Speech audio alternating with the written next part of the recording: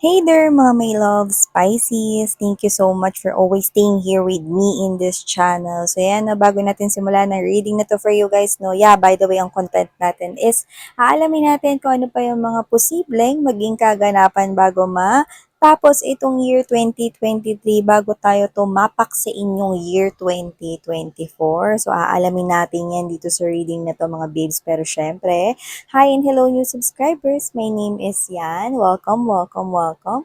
At sa mga returning subscribers, thank you so much. Nandito pa rin kayo here with me. I really appreciate you guys. Yan, no. Laging tambay here.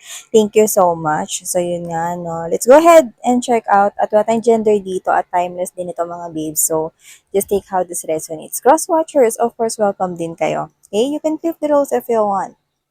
Okay, so let's go ahead. Spirits and Angel, guys. Archangel Michael, thank you so much. Ano pa pong possible na events or ano pa pong mga kaganapan for Pisces before year 2023 ends? Can you please show us? Thank you so much for being here with us. Spirits and Angel Guides, Archangel Michael, Guardians.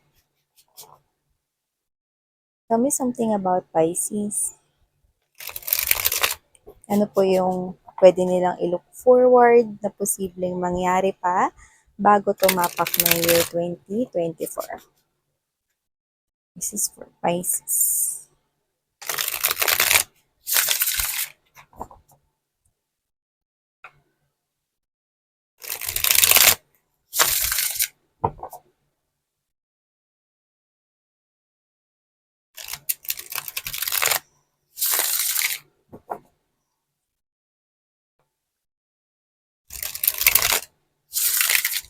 Okay, let's go ahead, Pisces. Tingnan natin kung ano pang meron dito for you guys. Pisces. So you've got Pisces, the Strength card. You also have this Page of Swords energy. You could be an artist or pwedeng creative ka or magaling ka or possible na mailabas mo ang yung creativity right here. I'm seeing Mona Lisa right here. So maaaring kayo ay, ito hindi to para sa lahat, no? Pero kasi particularly, nung nakukuha ko kay Mona Lisa, meron dito siguro na parang manipis yung kilay ninyo or pag wala kayong, anto, yung nilalagay na mga tawag nito, eyebrow na mga shades, mga ganyan, no? Or mga pangkilay, no? Like literally, walang makeup yung kilay ninyo, no? Manipis siya tingnan or parang hindi siya kita. Yan, this could be a reading. Pero most likely dito sa Mona Lisa ang nakukuha ko rito, maybe this is you. Meron kang ini-embodies rito na pwedeng tahimik ka lang, you look so feminine, no? Wala tayong sinasabing pambabae lang to. Ibig sabihin, pwedeng um, you are a very private person, especially pagdating sa mga nararamdaman mo. Kahit sa mga people na ka-close mo, hindi lahat sinasabi mo sa kanila. You're keeping something here to yourself, no?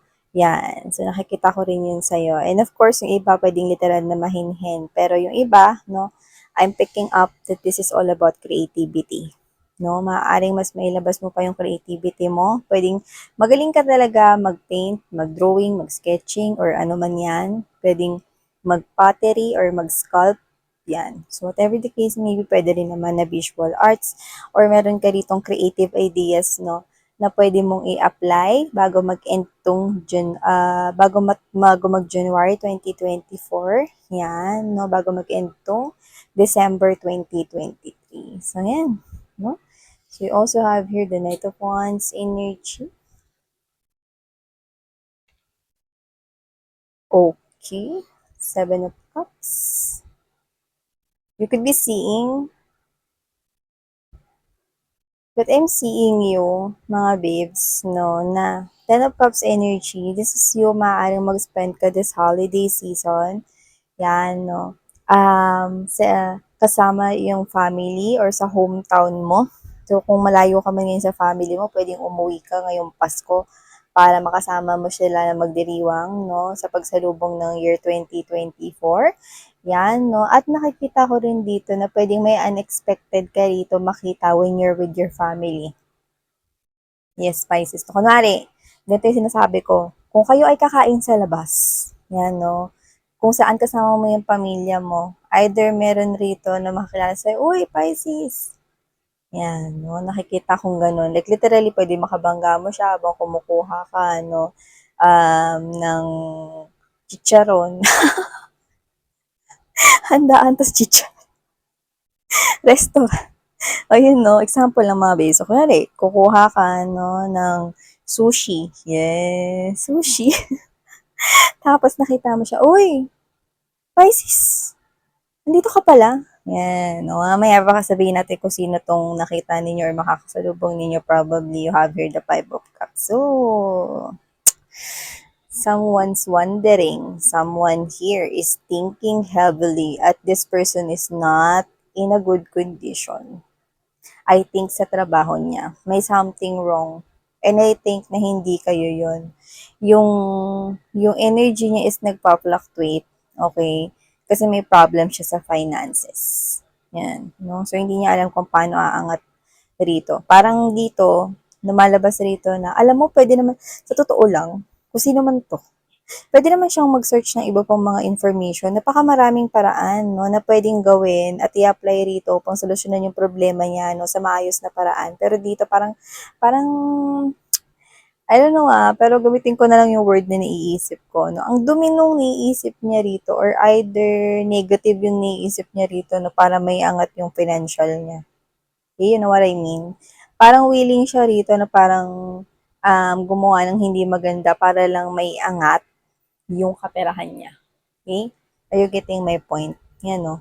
Namomroblema siya, no? Pero ang solusyon na naiisip niya rito, no, is hindi yung mga magagandang solusyon. No? Parang sinasabi niya, nag-isip na ako ng maraming solusyon eh. Kaya gagawin ko naman yung mga hindi maganda na lang. Parang, yeah. Kaya gusto niya ng easy money, gusto niya ng easy way para makalabas sa problema niya. I think talaga pera, trabaho, or business yan. No? Yeah, exactly. Bago mag-end yung December 2023. Meron yan. Pero I don't think na ikaw yun. Yeah, at saka this person here, okay, nakikita ko rito na hindi niya malapitan yung family niya. Okay? Maaari kasing nanawa na rin sa kanya yung pamilya niya or kung hindi niya pamilya, no, pwedeng mga friends or malalapit sa kanya. Like literally, this person here, I'm hearing them, grow up, no? Parang they're telling this person here na parang ganyan ka na lang, parang ganun, or parang, um, puro na lang ba ganito? Mga ganyan. Parang, alam mo yung parang, either na naalibadbaran sila dito sa person na ito, no? Or this person here is siya mismo yung lumalayo sa pamilya niya. Yan, no? Okay. Oh! Maaaring yung iba sa inyo, may nagugustuhan kayo sa same gender.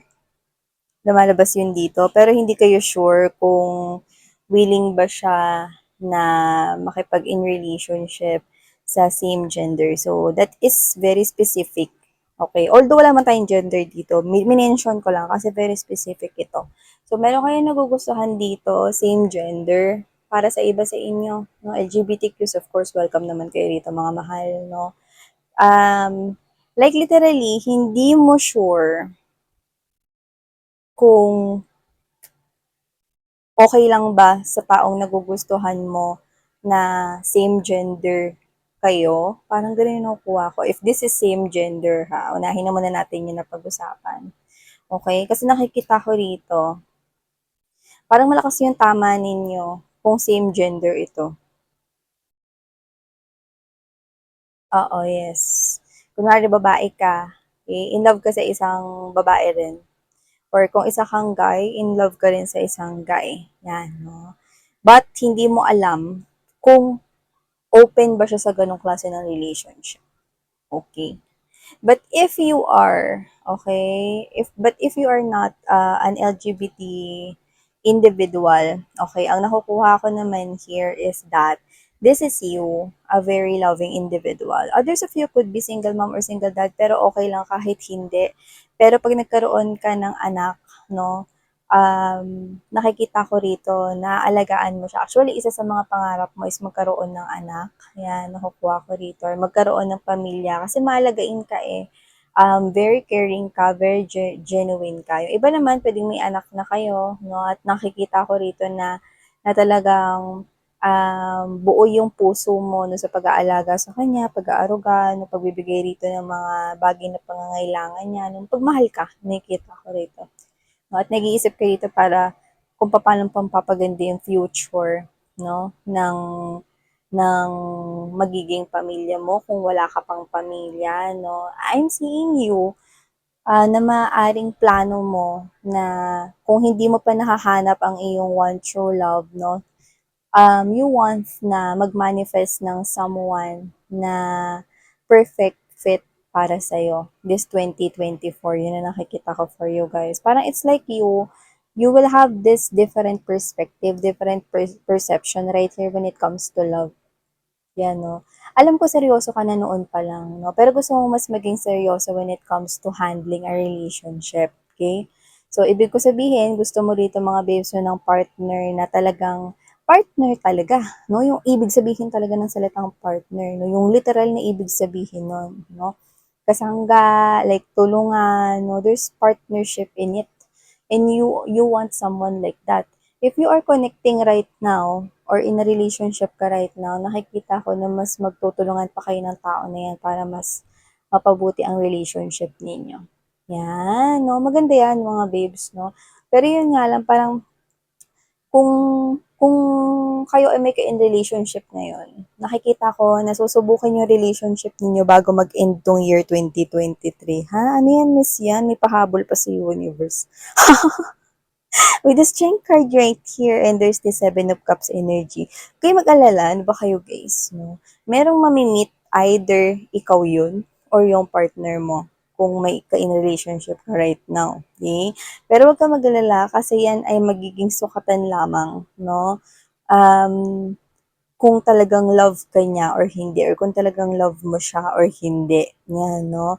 So, nakikita ko rito na maaring makilala niya yon or makilala mo yon no, sa pamamagitan ng pamilya mo, family member, maaaring ipakilala sa'yo, no, or dalhin sa isang celebration right here, na yun nga, no, yung iba naman pwedeng kasama mo ito, no, dun sa sinasabi ko sa inyo na kainan, no, you're together with the family right here, no, at yung family member mo, ikaw, no, or yung family member mo is ito yung makamit mo, no, sa araw na kakain kayo. Okay? If it's a family member, no, na makakabangga na, uy, andito ka pala. Ay, halika, kasama ko yung pamilya ko. Halika, ipapamit ko sila sa'yo. Yan, no? So, nakikita ko rito mga babes, no, na hindi ka mako-confuse with this one.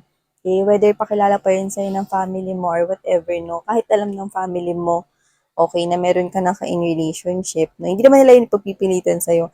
Basta posibleng may makilala ka rito. At nakikita ko na posibleng magustuhan ka niya. This person will like you, no? At siya yung magiging ritong parang challenge, no? Kasi very ano siya eh, pwedeng may tattoo siya sa likod. Doesn't have to be sa likod, pero maaring sa any parts ng kanyang body. But this person is really looking gorgeous. Pwede siya talaga na mag-model or baka sideline niya yun. No? Hindi ko naman nakikita na yun talaga yung trabaho niya. Pero sa aurahan niya, na posible talaga siya dito mag-model. Yan, no? So, hindi naman yun dapat ikaw worry kasi nakikita ko na hindi ka maguguluhan. Mas maguguluhan ka pa kung dadamputin mo ba yung chicharon o yung sushi. Excuse me. Kinikita ko rito. And of course, you have here the Page of Swords energy and the Ten of Cups. Maganda to, no? Kasi alam mo, okay, alam mo, nakakuha tayo dito ng young energy na i-embodies mo bago pumasok ng year 2024, which is maganda.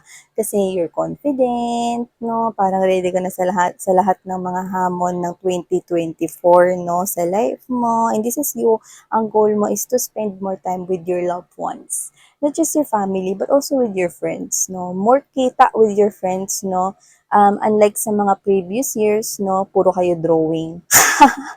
Magkita man kayo parang 2 beses lang sa isang year, no? Ngayon nakikita ko na ang goal mo is to create that bond, no? Strong bond with these people you love. Yan, no? So nakikita ko rito na ang focus mo is your family, no? At saka nakikita ko rito na parang maaaring ikaw yung mag-treat sa kanila.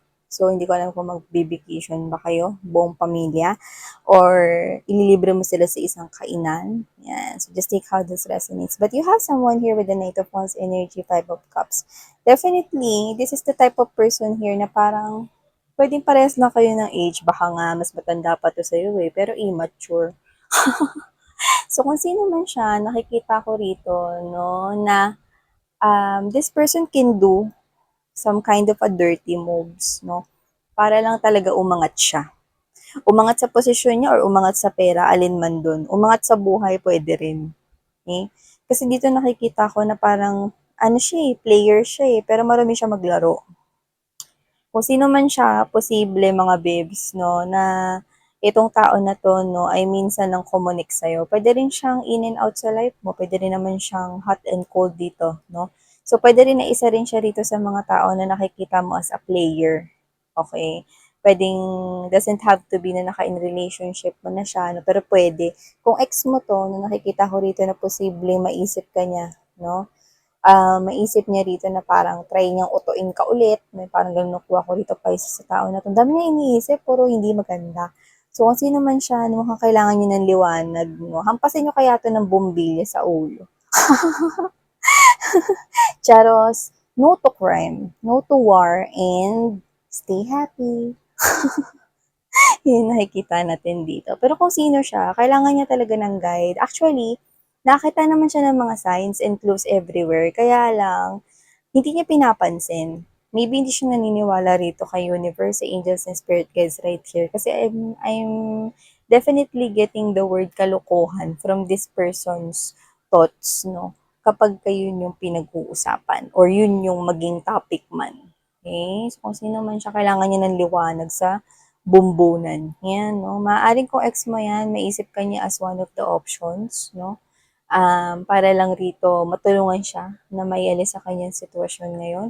Or kung hindi mo man siya naging, or hindi man naging kayo, no, posibleng muntikan na, no, maging kayo rito. No, kasi maaaring isa ka, no, sa mga parang fling niya noon, may mga casual flings, no, yung iba parang office romance to, no, pero yun pala, ang dami niya kausap, every department. So, yun. Alright, no? So, yan mga babes, no? And of course, you have that creativity. Alam mo yung creativity ninyo, yan yung parang magdadala ng kulay, no? Sa pagtungtong ninyo ng 2024. No? Pagpasok ng 2024, magagamit niyo yung creativity niyo yan. Kasi nakikita ko na yan ng isa sa mga foundation, no? Na pwedeng magdadagdag ng colors sa inyong 2024. Ano mo ibig mo sabihin doon, Miss Yan? Kunwari, ganito. Kunwari, ngayong December, sisimulan mo na mag-sideline, no, as mural artist, no, kasi magaling ka mag-drawing, magaling ka mag-design, no, and then it so happen na parang meron kang first project, no, kung saan dyan mo mailalabas yung creativity mo. Concept is yours, the colors, the theme, the motives, no, at magugustuhan yun ng tao na nakausap mo at may tiwala siya sa'yo, no. And nakikita ko na magfa-flight yan, no, this 2024, kaya nakikita ko na yan, no, ay hindi lang basta-basta magiging try, kundi magtutuloy-tuloy yan. Example lang yun mga babes, just take how this resonates. Basta meron ditong creativity na tingin ko, magagamit mo pa lalo sa year 2024. So, thank you so much, Pisces. Sarang ngayon, love and light. Annyeong.